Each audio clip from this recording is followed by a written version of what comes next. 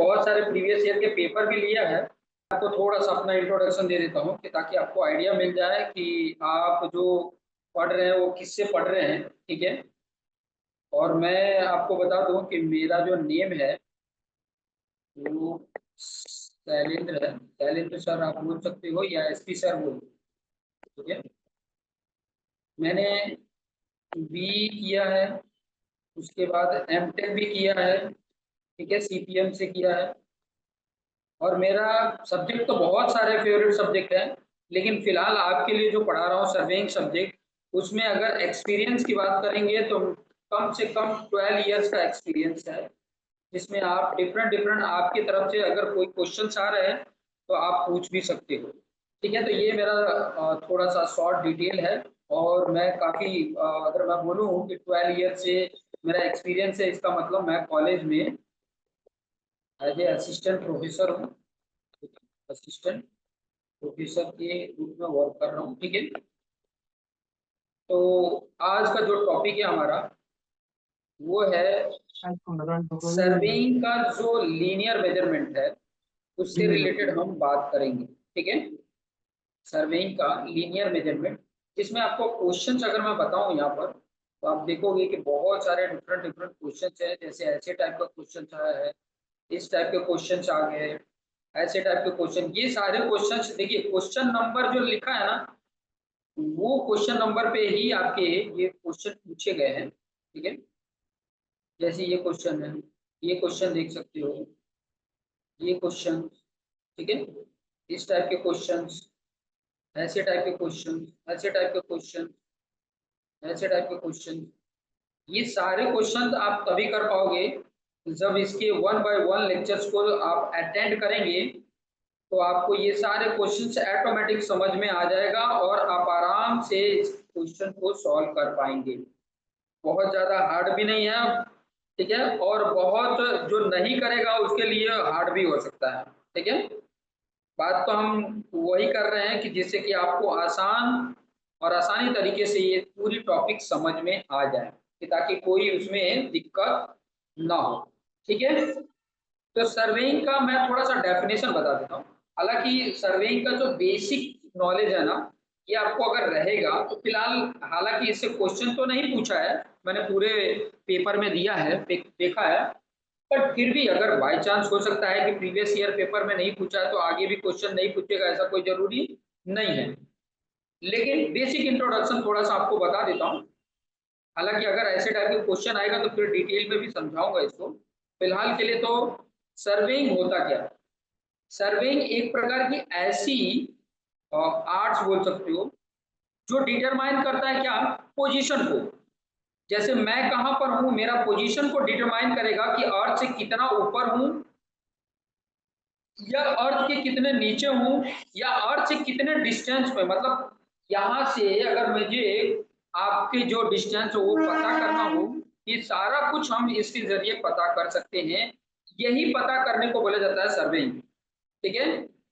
क्या क्या पता करने के लिए, surveying is the art to determine, ध्यान से समझना, surveying is the art to determine relative position of point, कोई भी पॉइंट हो किसी रिलेटिव से। जैसे मैं यहाँ पर हूँ, ठीक है, मैं यहाँ पर हूँ, ठीक है, और यहाँ से इस पॉइंट का, ए पॉइंट का मुझे पोजीशन जानना है। तो इसको जानने के लिए सबसे पहले तो मुझे क्या करना पड़ेगा, ये कोई फिक्स डिसाइड करना पड़ेगा कहाँ से आपको ये बताऊं मैं। जैसे कोई जो रिलेटिव पोजीशन का मतलब हुआ जो आपको पता हो, जैसे कि आपको रेलवे स्टेशन पता होता है, ठीक है। मान लो कि ये रेलवे स्टेशन, कोई रेलवे स्टेशन है, आप यहां से बता सकते हो कि इतना डिस्टेंस पर ये है। फिर क्वेश्चन राइज होगा, इतने डिस्टेंस पे तो है सर, बट कौन सी डायरेक्शन में, तो आपको डायरेक्शन भी बताना पड़ेगा।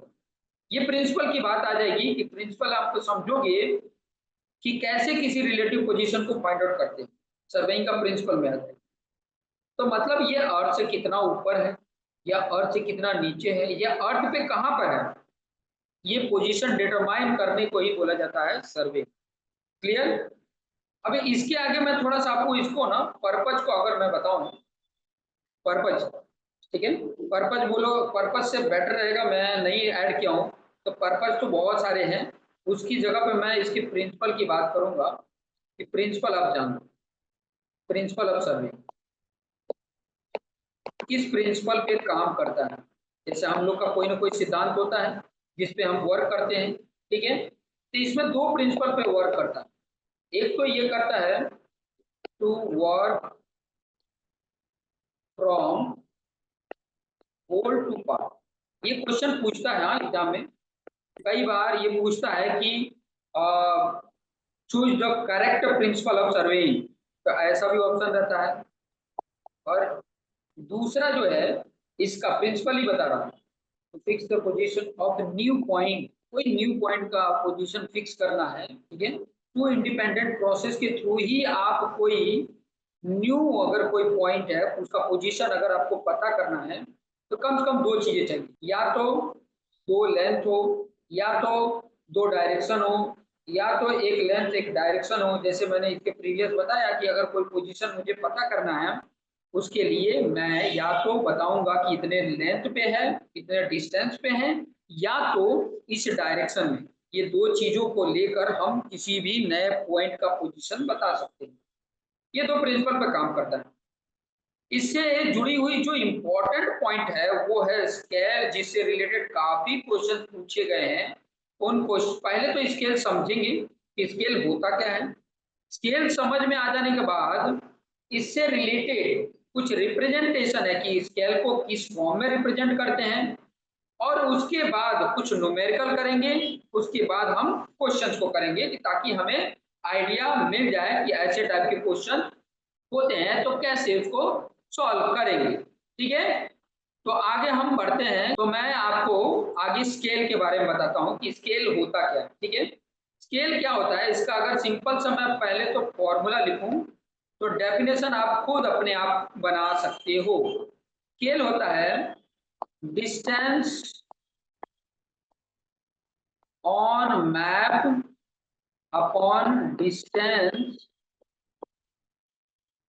On ground. ये होता है। इसका मतलब क्या हुआ कि अगर मान लो कि आपने कोई चीज का स्केल लेना है, ठीक है, तो आपके पास ग्राउंड का मेजरमेंट मीटर में या किलोमीटर में होता है, तो आपको मैप या प्लान बनाना है, तो आपको ये स्केल लेना पड़ेगा। ये स्केल लेना पड़ेगा कि ताकि आप उसको उसी के अकॉर्डिंग प्लान को बना सको या मैप को बना सको। अब ये मैप बनाना है तो उसके लिए बहुत इंपॉर्टेंट है स्केल। और स्केल के लिए आप क्या ले रहे हो, पहले तो हमें लिया जाता है, ठीक है। मैप बन जाता है तो उसके बेस पर उसमें स्केल लिखा रहता है कि ये स्केल से ये मैप बनाया गया है। अभी यहाँ पर इसके बारे में ये पूरी डिटेल समझोगे तो आपको आइडिया मिल जाएगा कि स्केल लेते हैं तो कैसे लेते हैं, और अगर कोई मैप बना है तो उसमें स्केल है तो उसके अकॉर्डिंग आप बना सकते हो, ठीक है। तो अच्छे से इसको, इस टॉपिक को आपको अच्छे से समझ में आ जाएगा, इसमें कोई कंफ्यूजन नहीं रहेगा। क्लियर। जैसे कि अगर मैं बोलूं कि कोई मैप बना है, कोई मैप है, ठीक है, और उसका स्केल जो दिया हुआ है 1 सेंटीमीटर इक्वल टू 10 मीटर ऐसे दिया हुआ है। इसका मतलब क्या हुआ कि जो आपने ग्राउंड पे 10 मीटर मेजरमेंट किया है वो मैप पे हम 1 सेंटीमीटर ड्रॉ कर रहे हैं। अगर कोई लेंथ मान लो कि 100 मीटर है, तो 100 मीटर को हम कितने प्लान पे कितना बनाएंगे, इस स्केल के अकॉर्डिंग आप समझो। अगर मैं ग्राउंड पे 10 मीटर है तो उसको मैं यहाँ पर रिप्रेजेंट कर रहा हूँ कितने पे, उसको मैं यहाँ पर 1 सेंटीमीटर बता रहा हूँ। लीजिए कि ग्राउंड पे 100 मीटर मेजरमेंट किए, तो आप मैप पे कितना सेंटीमीटर ड्रॉ करेंगे, इससे डिवाइड कर दो। देखो 100/10 मीटर करोगे तो यहाँ पर आ जाएगा 10 सेंटीमीटर। ये पता चल जाएगा इससे कि आप मैप पे कितना ड्रॉ करोगे। क्लियर। तो ये स्केल दिया रहता है, ठीक है। अब आगे हम समझेंगे कि स्केल जो दिया रहता है वो भी कई तरीके का होता है, कई तरीके का रिप्रेजेंट होता है। वो रिप्रेजेंटेशन यहाँ पर आगे हम समझेंगे कि ताकि आपको अच्छे से समझ में आए। तो स्केल को जो रिप्रेजेंट करते हैं वो 3 तरीके से करते हैं।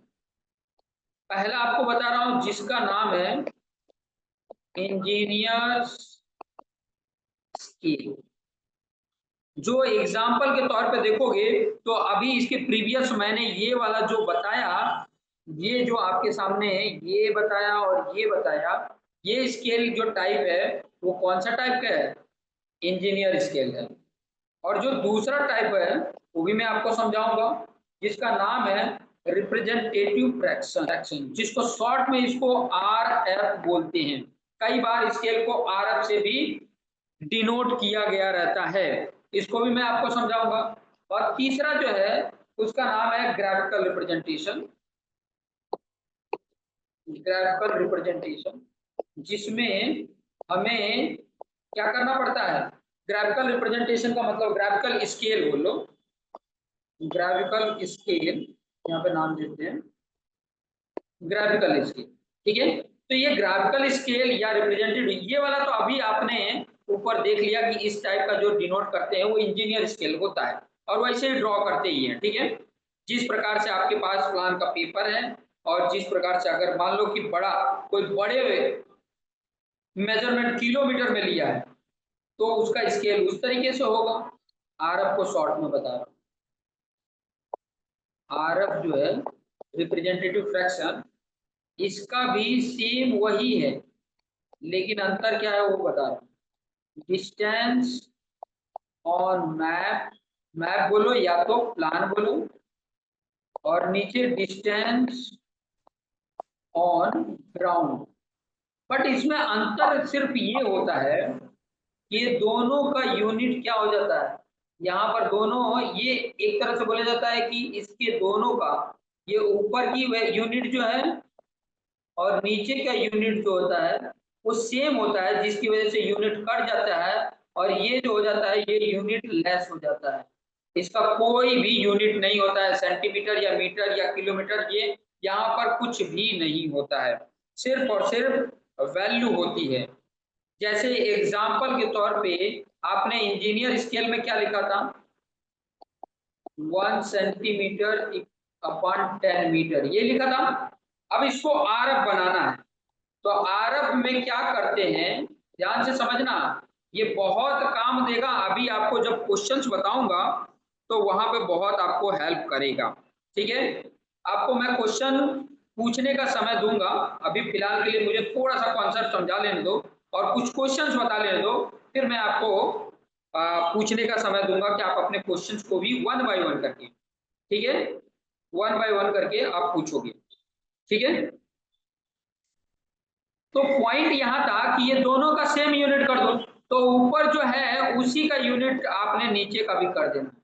जैसे ऊपर सेंटीमीटर है तो आप मीटर, जो ये 10 मीटर है, आपको ये भी पता होगा कि 1 metre equal to how many centimetre? 100 centimetre, ये पता होना चाहिए। ठीक है, अगर वही मैं बोलूं कि 1 किलोमीटर इक्वल टू, आपको पता है कि 1000 मीटर होता है, और इस 1000 मीटर को सेंटीमीटर में बनाना है तो 100 से और मल्टीपल कर दो, तो ये अब सेंटीमीटर में हो गया, मतलब कितना हो गया? 1 लाख सेंटीमीटर हो जाता है। 1 kilometre equal to 1 lakh centimetre, ये कन्वर्जन भी आपको आना चाहिए, तब स्केल के क्वेश्चन को आप अच्छे से कर पाएंगे, और कैलकुलेशंस भी आपको अच्छे तरीके से आना चाहिए, फटाफट आ जाना चाहिए। तो मैंने 10 मीटर, अगर 1 मीटर इक्वल टू 100 सेंटीमीटर है, अगर मैं यहाँ पे जो बता रहा हूँ कि 1 मीटर इक्वल टू 100 सेंटीमीटर, तो 10 metre equal to how many centimetre? आप 10 में 100 का मल्टीपल कर दो, तो हो गया सेंटीमीटर।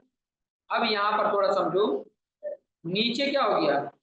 ऊपर सेंटीमीटर नीचे सेंटीमीटर कैंसल, ऊपर बचा 1 और नीचे बचा 1, समझ में आया? तो ये जो आपके सामने स्केल होगा ऐसा, वो स्केल होगा आरब। इस तरीके का भी स्केल आप मैप में या कोई प्लान में आपको देखने को मिले तो आपने इसको इंजीनियर स्केल में भी आप इस तरीके से चेंज कर सकते हो। कई बार आता है कि अगर आपके सामने इस तरीके का है तो आप क्या करो, सिंपल सा क्या करना, दोनों को सेंटीमीटर में कर लो, फिर ये नीचे वाले जो सेंटीमीटर है इसको मीटर में बनाओ या तो किलोमीटर में बनाओ, जिस प्रकार से आपको ग्राउंड का जानना है उस प्रकार से आपको आइडिया मिल जाएगा। ग्राफिकल जो है ना, ये जो मैंने आपको नीचे एक ग्राफिकल बताया, ये क्या होता है ना, जो हम प्लान बनाते हैं उसी में इसको रिप्रेजेंट करते हैं, उसी में डायग्राम बनाते हैं, डायग्राम बनाते हैं और डायग्राम के बेस पर ही वो स्केल होता है। ये क्यों बनाया जाता है, इसके पीछे का रीजन होता है कि जैसे कि मान लो आप मैप बना रहे हो और काफी सालों तक वैसे पड़ा रहा है, तो जो उसका पेपर होता है ना, वो सिकुड़ जाता है, और सिकुड़ जाता है तो उसका 1 mm भी अगर गैपिंग कम हुई ना मैप में से, तो कईयों किलोमीटर गैप कम हो जाता है ऑन द ग्राउंड, ग्राउंड पे कईयों किलोमीटर गैप कम हो जाता है। तो प्रॉपर तरीके से समझने के लिए हम एक ग्राफिकल रिप्रेजेंटेशन करते हैं कि भाई अगर प्लान सिकुड़ेगा तो उसका जो स्केल है वो भी सिकुड़ेगा, कि ताकि हम एग्जैक्ट उसकी रीडिंग पता कर सके। तो ये था कुछ स्केल से रिलेटेड कुछ इंपॉर्टेंट पॉइंट।